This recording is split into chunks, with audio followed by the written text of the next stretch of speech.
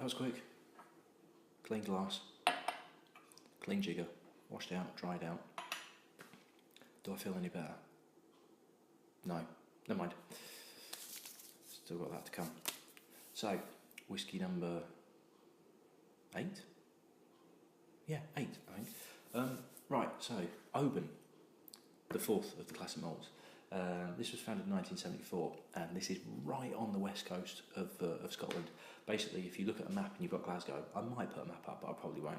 So if you look at a map, Glasgow, follow the coast up, and then when you've got the Isle of Mull, basically level with that is where Oban is.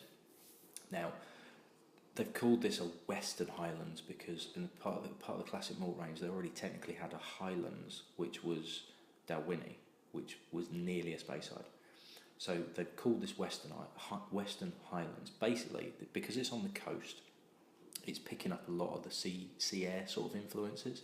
So it's been described in quite a few places as almost an amalgam of classic Highland flavours, so sort of sweetness and richness and sherryness, along with some of the smoky, salty flavours that you get from the island whiskies as well. So we'll see, because it's here. But it kind of straddles those two. It almost sounds a bit like Old Pulteney as well, which is another one that's right on the coast. Now Old Pulteney's right up the top, and we'll get to that eventually. In fact, I may even do that later on this week, because my next door but one neighbour has offered a dram of it.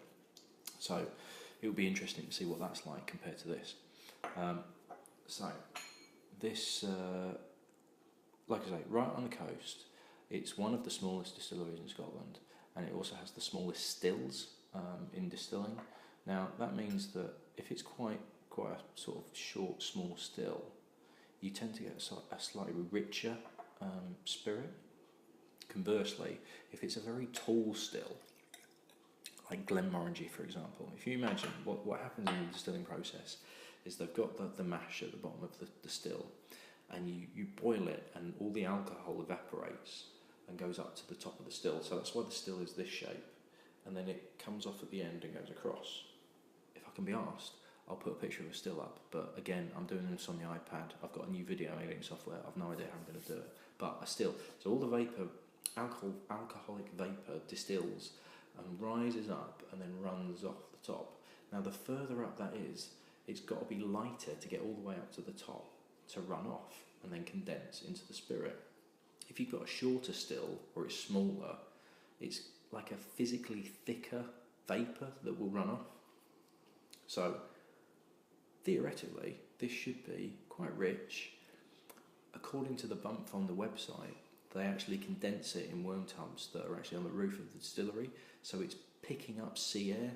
It's kind of the worm tubs are kind of made out of wood and they're breathing, and sea air flavours will be influencing the spirit inside, but it should still be quite rich. Now this is also a 14-year-old as well, so it's got some a decent amount of aging on it compared to your standard 10 and 12-year-old. So on the nose already it's quite fresh. There's a slight saltiness to it. It's not really full on, but there's a delicate, very fresh saltiness. There is definitely a sea air feel to it, but it's quite pleasant. It's kind of rounded by a nice sweetness as well. Very nice on the nose.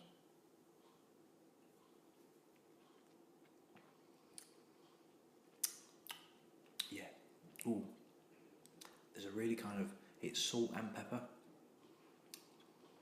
Yeah, there's a really nice freshness to it, and it's kind of salty, peppery, but then also kind of honeyed, and a little bit of kind of like baked apple. There's a lovely fruitiness to it, but it's that kind of slightly caramelised baked apple, like a tarte tatin type thing. I'm sounding so poncy, aren't I? My God.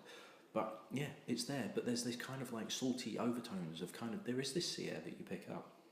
Now it's not full-on salty, smoky, iodine medicinal that you would find from an Islay, which we'll get to on the next two, which are really intense sort of island and Islay whiskies. But it's a really good balance, and it's a very good introduction if you want to start moving into the island whiskies, which really do put some people off. And I'll discuss particularly on the Lagavulin on the next but one, how some people will think that's even off, or it's like there's something wrong with it. But this is really nice. Now, Oban is actually my father-in-law's #1 all-time favourite whiskey. If he could drink any whiskey at all, and he will drink any whiskey at all, Oban is the one. But I can see why, because there's a really good blend of soft flavours, but something slightly different. You know, this saltiness that's in there is just slightly unusual.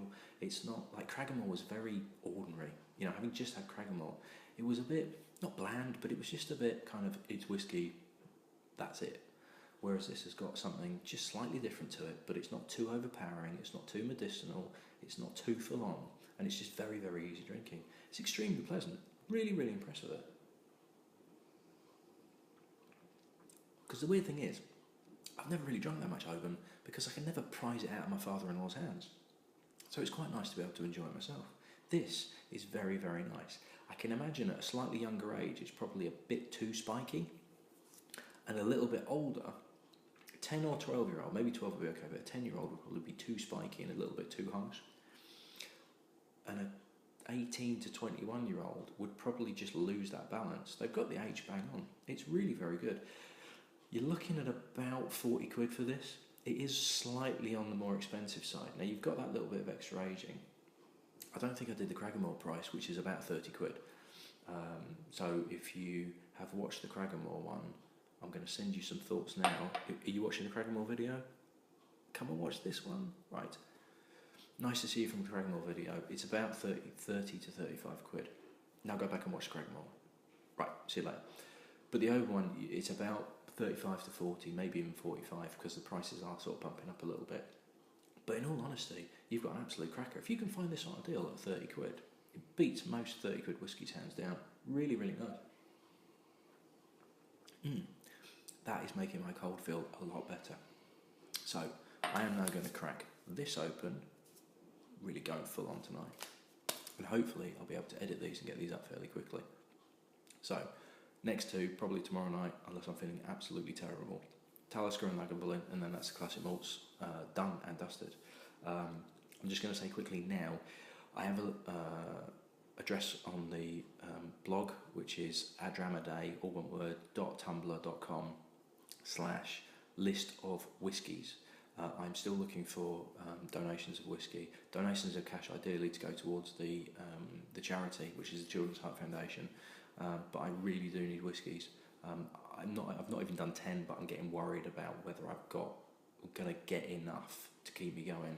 I have been donated some. They're not ideally the bottles that I'd want. Not that I don't appreciate the donations. If you're watching Ollie, they were amazing. But I am trying to keep standard kind of distillery bottlings if I can for the whole 366. I don't think I'm going to be able to, but have a look at the list. If you've got a bog standard bottling of what's available on that list that I've not crossed off, and you can somehow get 25 mils to me, it would be much appreciated, because it seems to be that the challenge is not the actual drinking of the whiskey and the videoing it and putting it up on YouTube, but getting hold of the damn things. So that's that done. I'm going to have a lemon sip. Hopefully I'll feel better tomorrow. Probably not. And we'll see you in the next one. See you later.